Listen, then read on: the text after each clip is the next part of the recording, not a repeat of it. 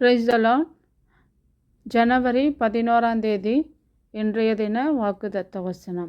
பிலிப்பியர் 4 கர்த்தருக்குள் எப்பொழுதும் சந்தோஷமாயிருங்கள்.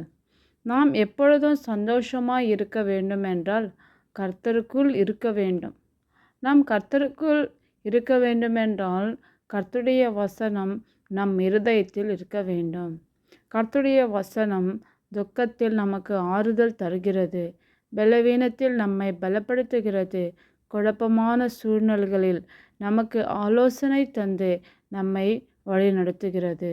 அடுத்ததாக, நாம் எப்பொழுதும் சந்தோஷமாக இருக்க வேண்டுமென்றால் நாம் ஒன்றுக்கும் கவலைப்படக்கூடாது. எல்லாவற்றையும் குறித்து ஸ்தோத்திரத்தோடு கூடிய ஜெபத்தினாலும் வேண்டுதலினாலும் தேவனுக்கு தெரியப்படுத்த வேண்டும். அடுத்ததாக, எப்பொழுதும் சந்தோஷமாக இருக்க வேண்டும் என்றால் நாம் கர்த்தருடைய ஆலயத்துக்கு ஒழுங்காக செல்ல வேண்டும்.